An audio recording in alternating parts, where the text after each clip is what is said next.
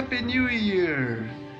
I started off the year by going back to Malibu. The air was clear as can be and visibility the best I've seen it. We'll be watching the world in the visible spectrum, then switch to infrared, and you'll behold a world like never before.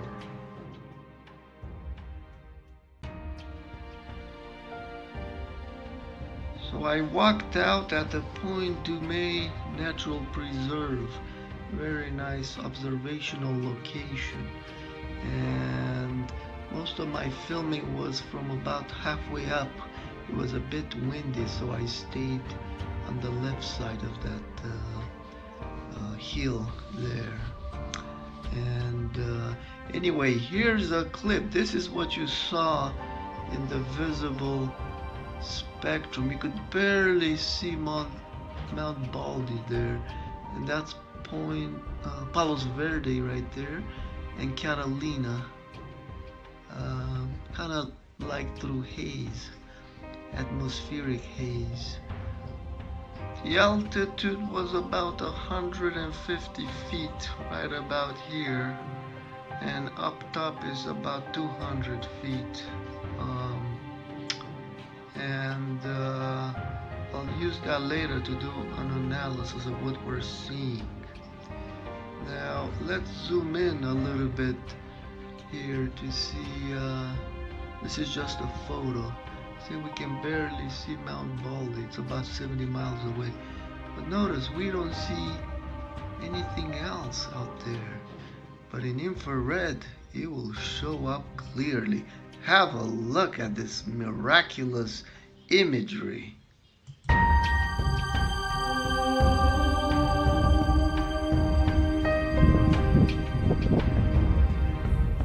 Look at that. It's HANGİSİNİ from Point Dumais. Just unbelievable.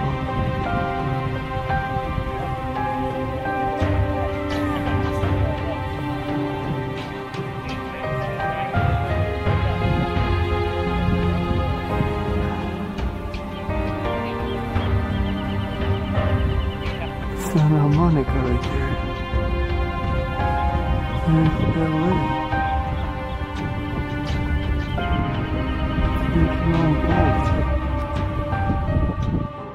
Now let's have a look at some high-resolution infrared photos.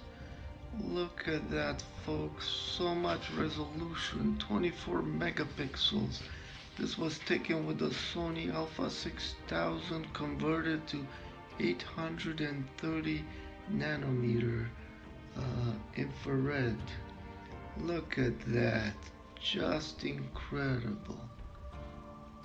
Infrared is an amazing technology, folks, but even more amazing is what it reveals.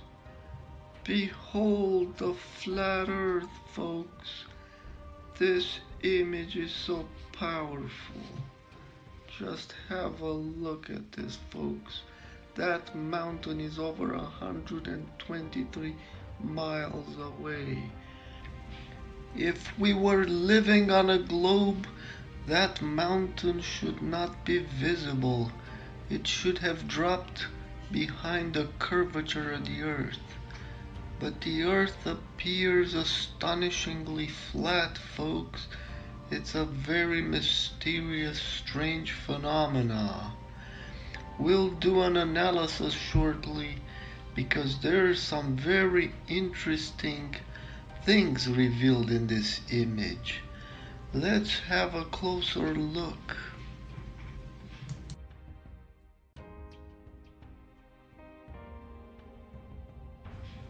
Due to the clarity and high resolution of this image, we can identify a few features.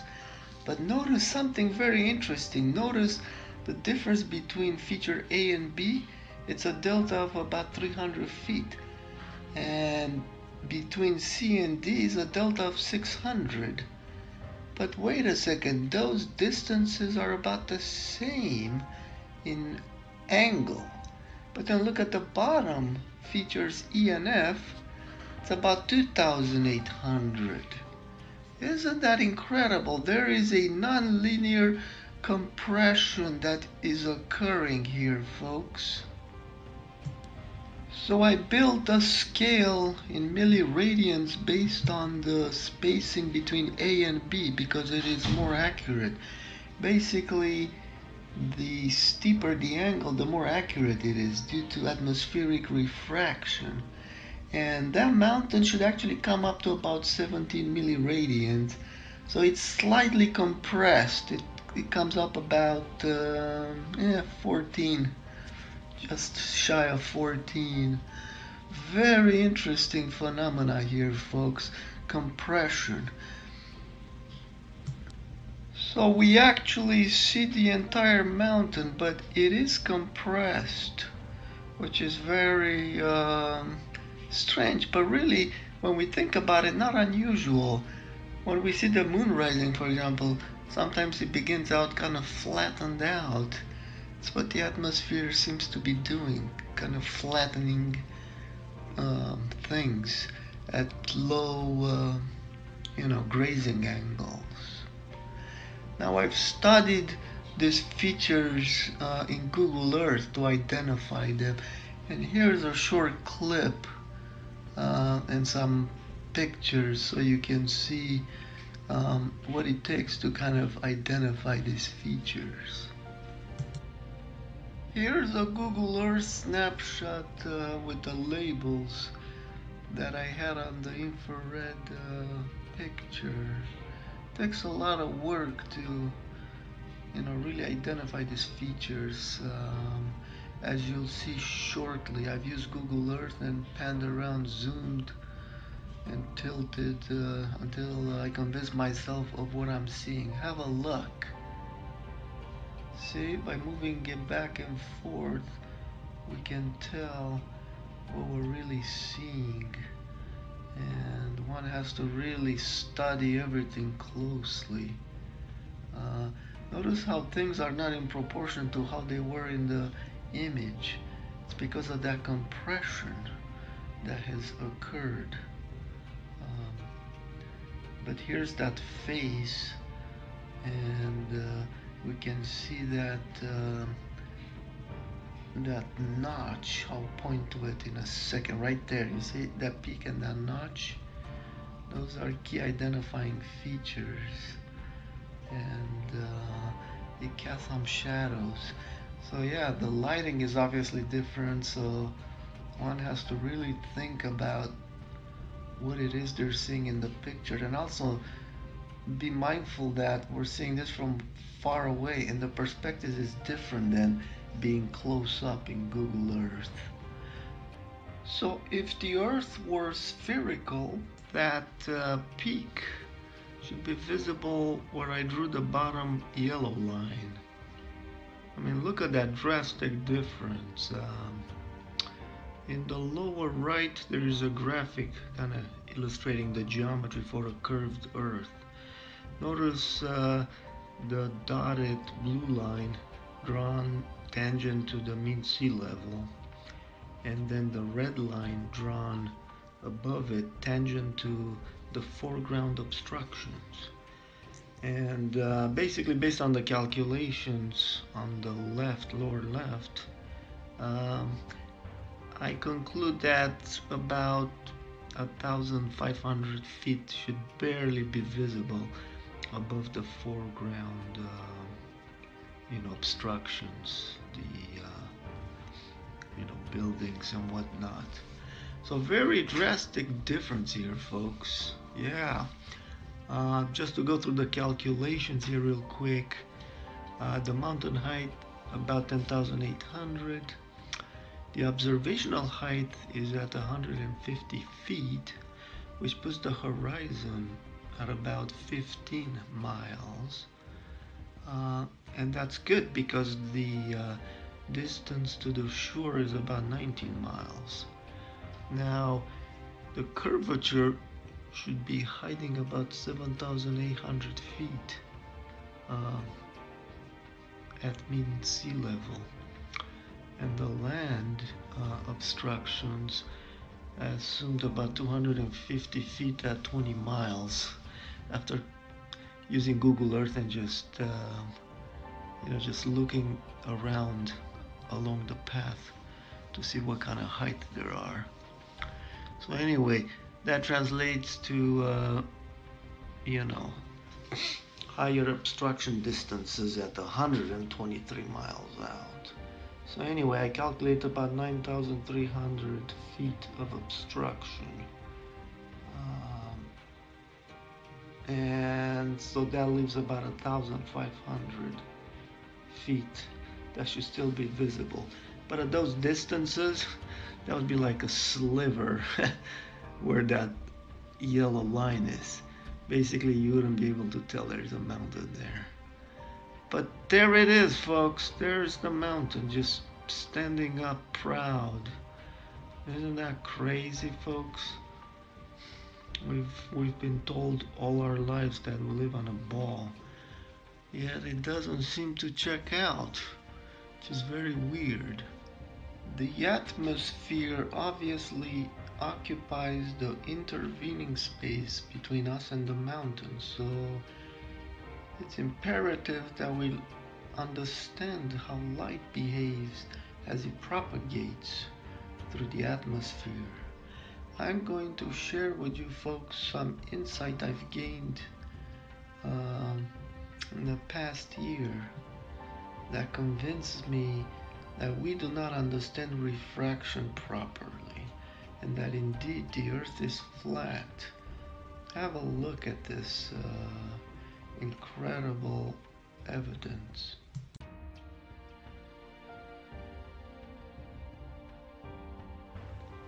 Using an app, a theodolite app that measures angles, I noticed that the horizon over water is not where it's supposed to be. Here I'm just standing on the beach in Key West, Florida, and it's not where it's supposed to be.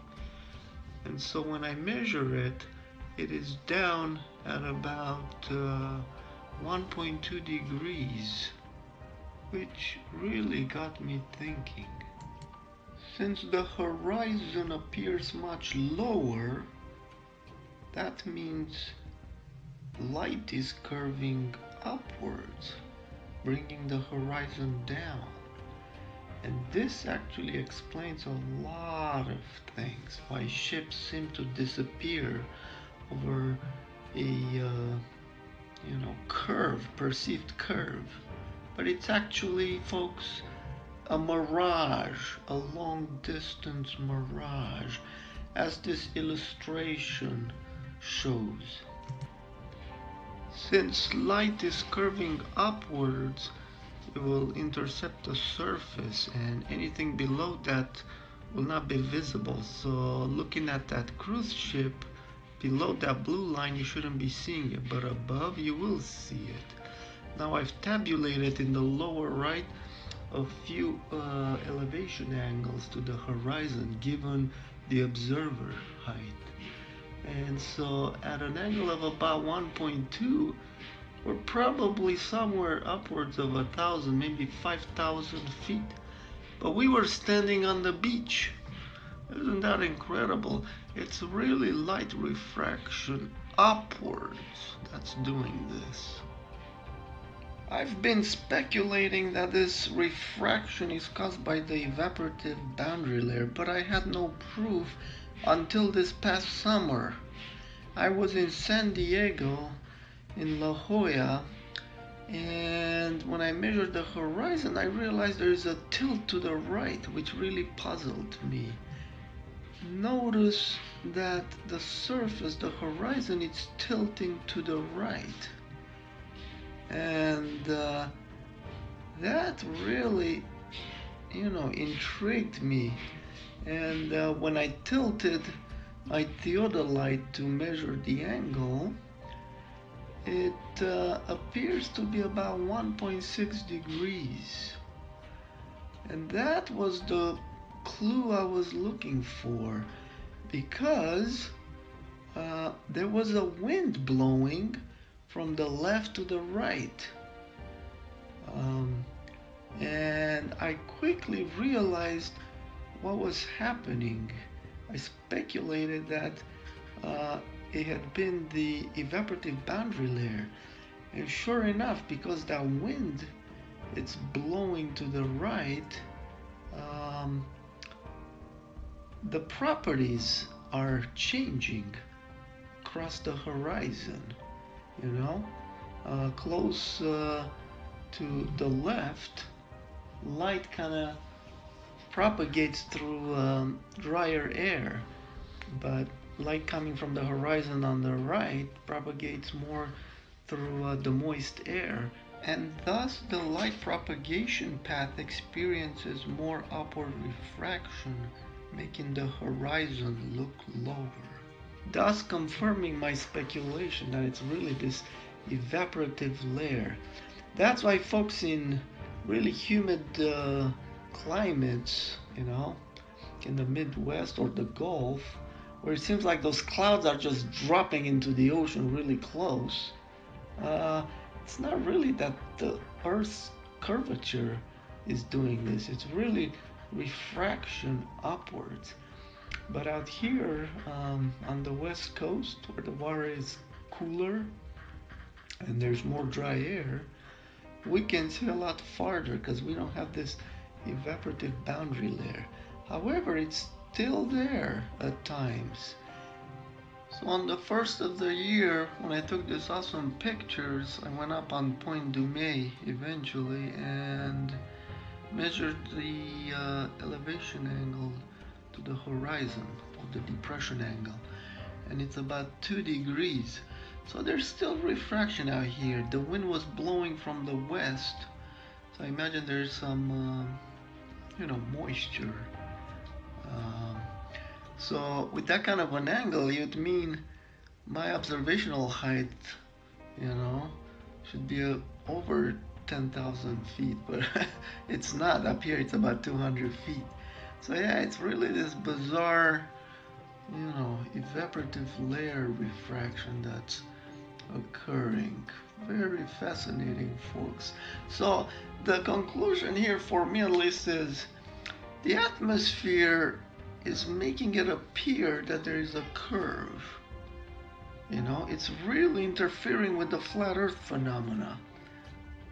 So from ground level, folks, we will never be able to see very far.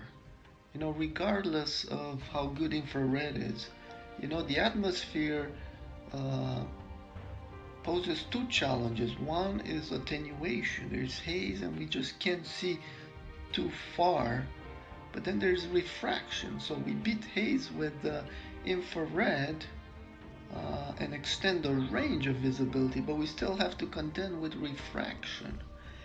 And so that's why I've taken to the skies with my infrared cameras, because once we get above that 2 degree depression angle, you know, that's when the Earth really starts to show its true flatness, you know. But if you pick an observational site like I have over here, so you go over water just a little bit and then you observe over land, then you can, you know, trick the atmosphere into revealing its secrets. But yes, folks, the Earth is quite flat once we understand what refraction is doing to us. I hope this has been an eye-opening presentation for you guys. Thanks for watching.